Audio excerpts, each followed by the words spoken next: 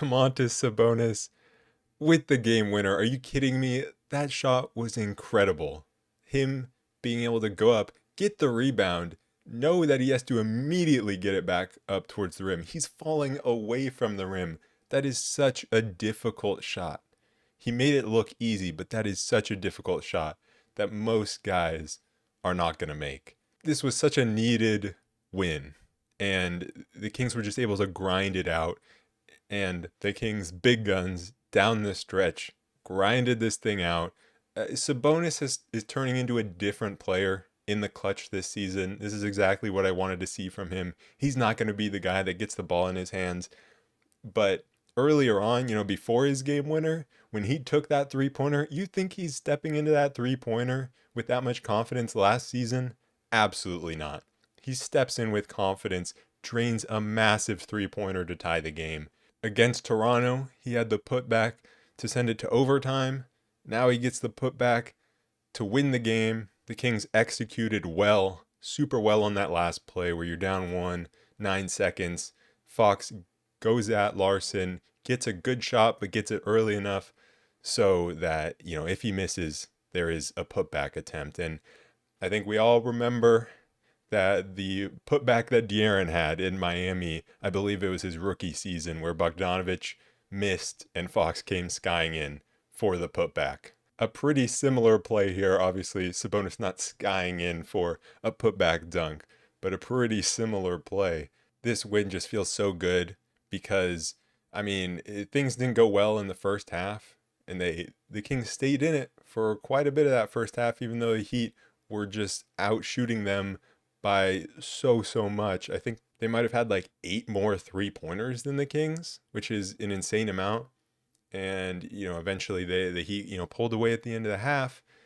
And that second half, the third quarter was great, but that fourth quarter got slowed down to a grind.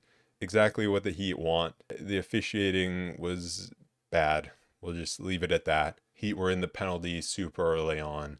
And yet the Kings just grinded out this game. And I think one of the reasons it feels so good is because the Kings had, I would say, 3 games against good teams, 4 games against bad teams. In the games against bad teams, they're 3-1. And coming into this, in the games against good teams, they were 0-2. And this felt like just another one of those games where the other team just loses their mind from 3, just like, Julius Randle did against us on opening night, just like LeBron did in the fourth quarter. And it was just a here we go again moment. But the guys just came through in the clutch, and this is why you go get DeMar DeRozan. Fox was great in the second half, but DeMar was the guy in those final possessions who had the ball. Not on the last possession, obviously, but DeMar was the guy that got us, or that kept us in it late, because DeMar, he's just better in those isolation scenarios than Fox. You can see where Fox thrives more when he's coming around screens or when he's getting super scrappy defensively and getting out in transition. And then he can hand the ball over to DeMar in these late game situations where you need to go one-on-one a little bit more. We can go back, though, start from the first quarter. Kevin Huerter out in this game again due to illness, and the Kings definitely needed his three-point shooting, but we had Keon Ellis start. We had the Doug McDermott experiment last game. Didn't work out. It was reported that Colby Jones was in a black, starter's uniform. And so people were thinking, wow, is he going with Colby Jones to start? No, it was Keon Ellis. And Keon comes out, puts up a plus 22 in the plus minus column. And obviously, plus minus doesn't mean everything because you have Fox at a -9, So it doesn't mean everything. But Keon coming out, playing 29 minutes. Playing very well in the defensive end. Still some things he could do better offensively, but just so valuable on the defensive end. And I said after last game, when I was previewing this game, it'd be nice to have both Keon and Fox out there to start the game against Hero and Rozier. And it didn't really matter because Keon's guarding Tyler Hero and he's just rising up and hitting shots over Keon. The Heat just came out in that first half so hot. It was Tyler Hero, then it was Duncan Robinson, then it was Pell Larson. And it had Kings fans freaking out in that first half. I wasn't freaking out, but I was just mad. But people were freaking out because, the Kings have been notorious for bad 3-point defense. But this was not that. This was not the Raptors game where the Kings allowed the Raptors to have some open shots. I mean, the Heat were just making contested shots. Hero and Robinson, especially. Sure, maybe you can game plan a little better to run them off a line a little better, but we have to be honest. It's not normal for them to make threes at that rate. Obviously, two good 3-point shooters, great 3-point shooters in Hero and Robinson, knocking down contested shots. Like, these are leaning contested shots. That's just unlucky. And you have to tip your cap. And it has pained me how many times this season already I've had to say you have to tip your cap to them. But it's true. If Julius Randle is making those threes, you tip your cap. LeBron and Tyler Hero and Duncan Robinson making contested threes. But the Kings stayed in it. They were scrapping. The Heat defense was tough. And I think the Heat were really forcing Keon and Keegan to try to make something happen. And they were really trying to deny the ball from Sabonis, DeRozan, and Fox. So throughout this game, there were possessions, maybe not in the third quarter, but in the rest of the game, there were possessions where the Kings just didn't get into it until like 10 seconds on the shot clock. And that's what the Heat do. Keegan wasn't hitting jumpers, but he was getting inside and making plays. And maybe you could see throughout the game his confidence in his 3-point shot waning a little bit, but at least when he would pass up the open three, he was driving inside with confidence and making things happen. And so he did a good job of that. Keon, on the other hand, offensively, when he was forced to make something happen, it wasn't great. There were multiple, I would say 2 threes that he absolutely should have shot, that he passed up late in shot clocks. That's where he has to improve. He has to take those shots. The ball was just kind of sticking for the Kings early on. Sabonis got hit in the face, had to go to the locker room. No call, of course. I counted 3 times that Sabonis got hit in the face. Apparently there was another one, I guess, but I missed that one. Either way, none of them were called. That has to stop. The officiating in this game was so bad. They are literally injuring him. I don't know if playing Alex Len in this game was even the plan, but Sabonis had to go to the locker room, so they came back with Alex Len, and Len was solid. Just one thing on the officiating. It's just funny to see how different guys are officiated. 2 years ago, with Harrison Barnes, he had that generational whistle, which was super funny to watch. Now we get to see DeMar DeRozan have his whistle, which is amazing. But then you watch De'Aaron Fox play, and he's just getting ping-ponged around and slapped on the arm, and Sabonis is getting punched in the face, and there's just no call. It's the NBA, man. It's a funny league. But when Len came in, I thought he was pretty solid. There weren't the mistakes that we saw before. He had good rim protection. I think he just put in a solid 10 minutes, and the Kings bench, they played McLaughlin 11 minutes, which I asked for, and he was solid. I love the energy that he brought. He was pushing the pace up the floor. He was solid defensively. He hit a corner 3, which was huge because the Kings hadn't been able to hit a 3.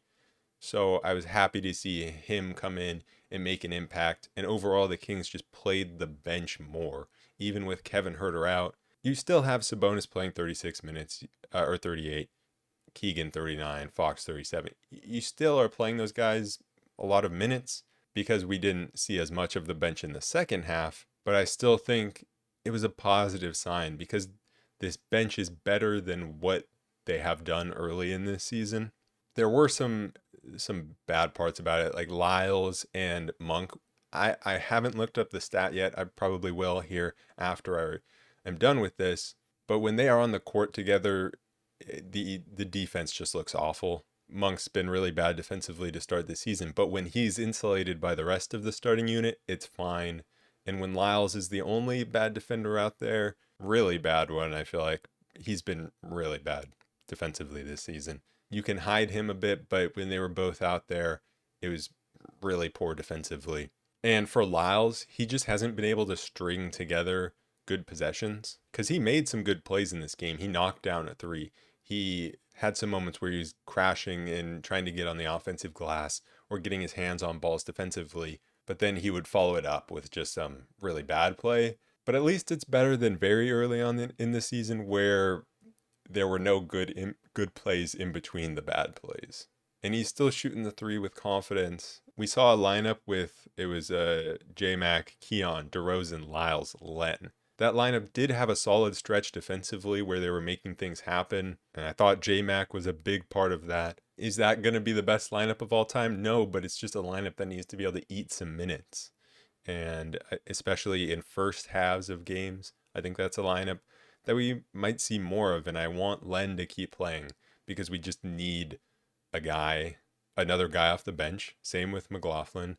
And so it was just good that the bench was able to keep us in it. They don't need to be able to gain ground most games. They can even give a little ground to the other team, because when you look at the 5-man units of either the obvious four plus, whether it's Keon, whether it's Monk, whether it's Herter, they're all so good. They're all like top of the NBA good in net rating. And so it's just about giving those guys a chance so they don't have to come back from super big deficits. Now, saying that, they didn't close the second quarter well, and the officiating didn't help down the stretch. Sabonis got hit in the face again. I didn't think that the Kings' three-point defense was bad until the very end of the first half, when things kind of spiraled on both ends, and it was a 13-1 run for the Heat. The Kings left Pelle Larsson open twice, I think. You could see what the Kings' defense was doing well in the first half when they were running the Heat off the three-point line. The paint defense was good. The rotations were pretty solid. Keegan got in there, took 2 charges, and especially when it wasn't the Lyles Monk lineups, they did a really good job of filtering guys into the defense in the paint and playing solid team defense. When Monk and Lyles were both out there, if the Heat would get into the paint, it was either a Lyles foul or a Monk foul, mainly a Monk foul. It's funny looking at the personal fouls in this game. Everyone in the starting lineup had 4 fouls except for Keegan, who had 3, and then Lyles had 3 fouls, Monk had 4 fouls. So at least it was evenly spread around, so nobody fouled out, and nobody was even in danger of fouling out, so that was good, I guess.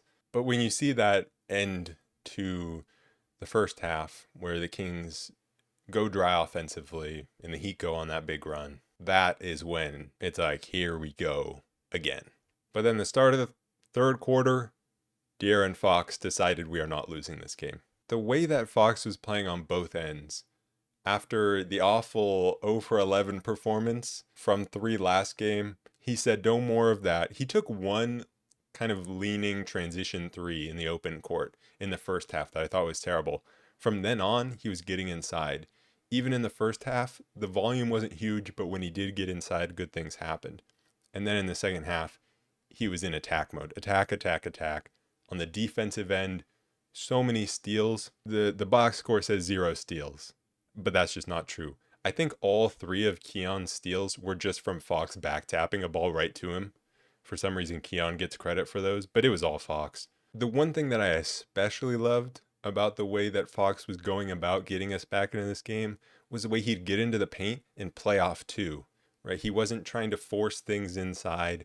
He wasn't trying to draw fouls, even though like he couldn't get a call, but he wasn't just going barreling into guys. He wasn't shooting bad jumpers. He was getting inside, playing off 2, pump faking, getting guys off the ground, creating room inside for very high percentage shots. And that's what you love to see from De'Aaron Fox. And then he took 6 threes in this game. 6 is a good number for him. 11, not so much. 6, we love 6 threes. That's all good. And he made 3 out of 6. Sometimes he's going to go 0 for 6. Sometimes he's going to go 4 for 6. Sometimes he's going to go in between. You have to live with that. You just hate when he goes 0 for 11, right? But that third quarter, 37-17. 37-17. That was one of the best quarters the Kings have played in a very, very long time. Monk got it going offensively a little bit. He was 6 for 11 from the field. Still can't get that 3-pointer to go down. And the Kings need somebody, especially, I mean, anybody. They need somebody to be able to start hitting threes, because Keegan hasn't, Keon hasn't, Lyles hasn't, Monk hasn't. So need somebody. It's just been Sabonis, pretty much. but Monk was good in other ways on the offensive end. And then the way the Kings were just they saw what they did well in the first half defensively, I feel like. And then they just doubled down on that. And it was running the Heat off the 3-point line. And then the rotations were very, very good. Keon had some great possessions where it felt like he was just everywhere denying the ball. But then also the Heat missed some open shots. And that's the thing. The other team isn't supposed to make every open shot.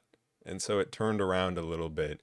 As much as people just see the Kings 3-point defense and are like, oh, it's just terrible. Sometimes they're just getting unlucky. And that's what happened in the first half. And they got luckier in the second half. That also coincided with the Kings playing better defense. And there is some correlation, definitely. But also, sometimes you just need guys to miss shots. The fourth was a slog. And the Kings went into it up 7, but then it was just foul call after foul call. Anytime it felt like the Kings were going to score, no, it's a foul. Anytime the Kings were going to get a stop, no, it was a foul. The Heat luckily missed some free throws, and the Kings went 13 for 15 from the line and continued to be the best free throw shooting team in the league. So we loved that.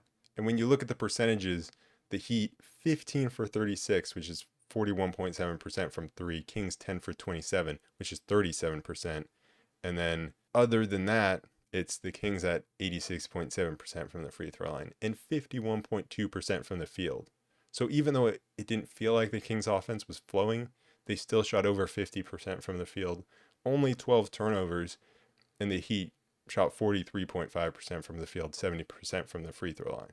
If the Kings can just start knocking down some of these threes when they're just missing open ones, if they can knock down some of these open threes more consistently, they're going to get more wins and they're going to put themselves in better spots because they're playing well in other ways, and somehow they just grinded out this fourth quarter. I don't even know what happened in the middle of the fourth quarter, to be honest. It just felt like the game wasn't moving and nothing even happened, and then all of a sudden we were just late in the fourth quarter. Jimmy Butler went crazy in the fourth. He couldn't miss a shot. It was looking bad when the Kings went down 3, and then you had that clutch Sabonis 3-pointer, but we needed either Fox or DeMar to get going, and the Heat went back up 4, or was it 5? No, it was 5. They went up 5, and DeRozan had hit that crazy 4-point play.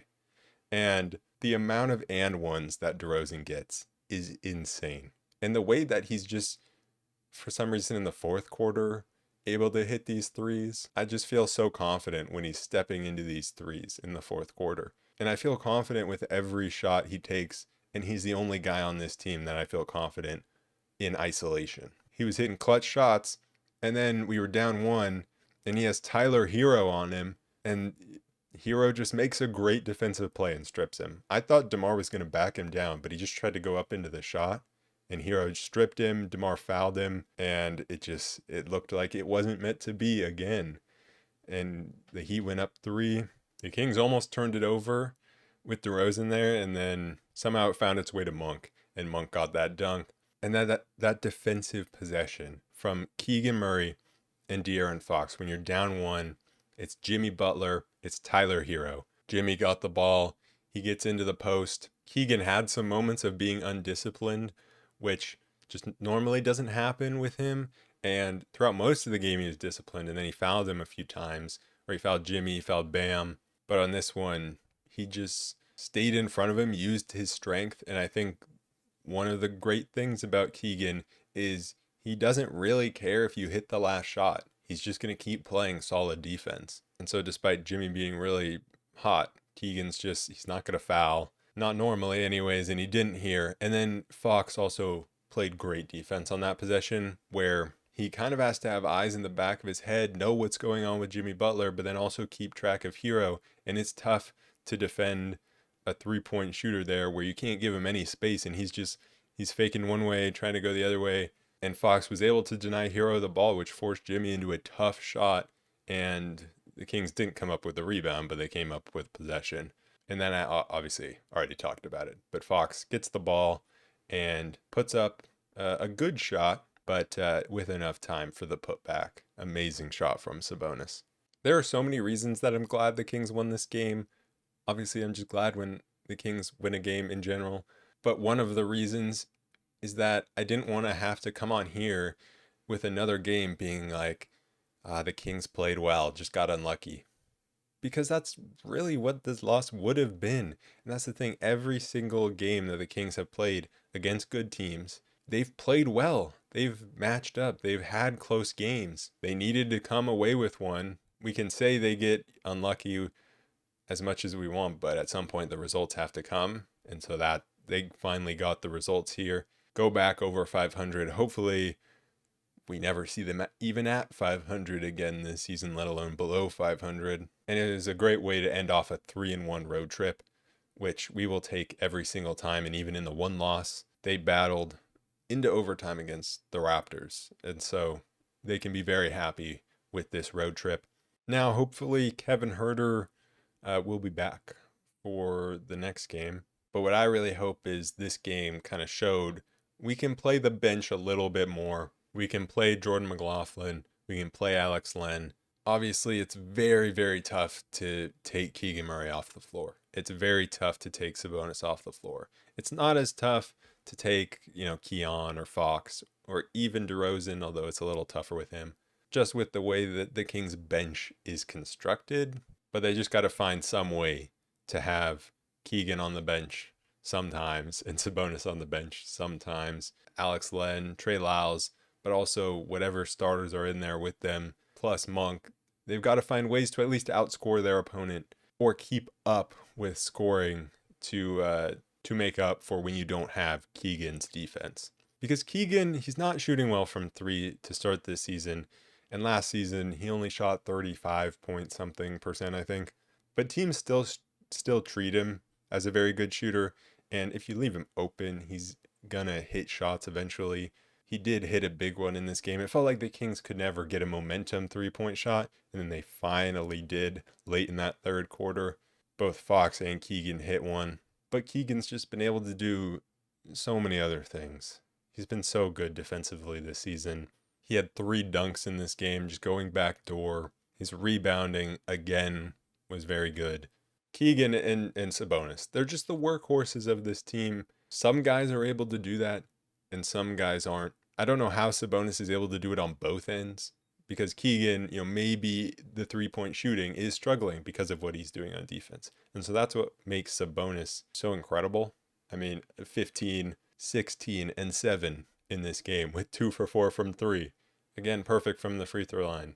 6 for 12 from the field. And he's doing all that while he's being asked to get up to the level on screens and chase around guards and then recover all the way back. I wish they had a little more help, and it is a worry how many minutes they're playing, but they are just doing an incredible job of keeping this team together despite its flaws. Also, DeMar, he continues to be just super efficient.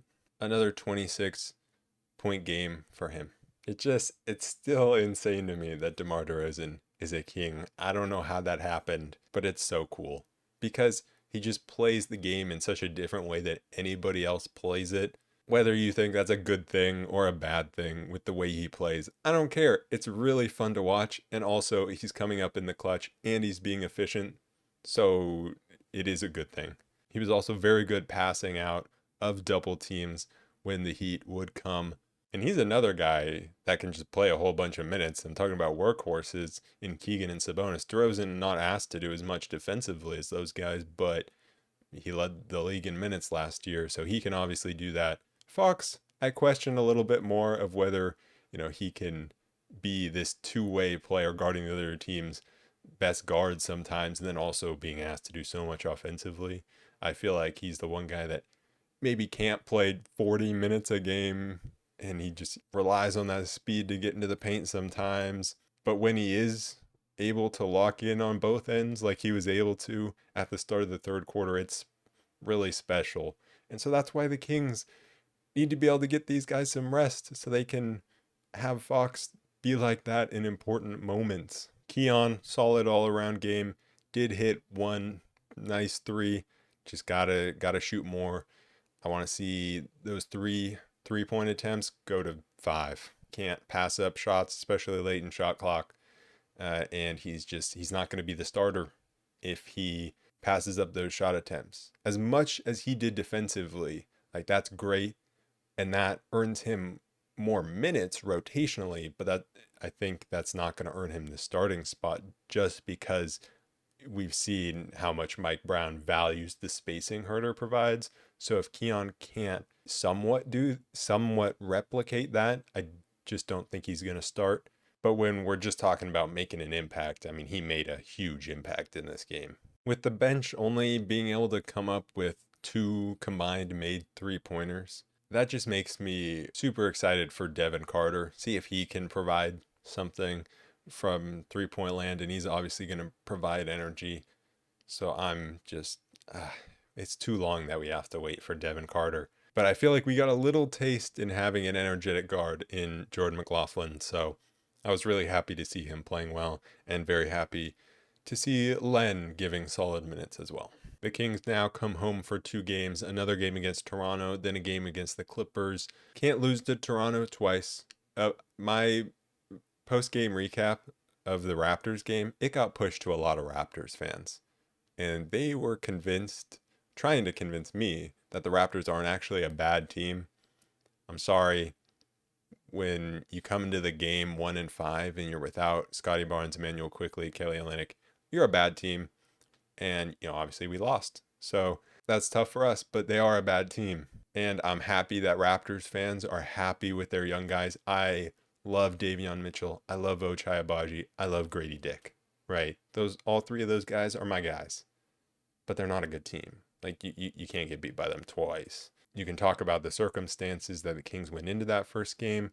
Now you're at home. You're not on the second night of a back-to-back. You got to win this game. Got to come out with more energy. Can't turn the ball over like we did last time. Just got to be more mentally locked in. Sometimes people say it can be hard after coming back from a road trip, but when you're playing Toronto again, you have to be locked in on the things that you didn't do well in Toronto.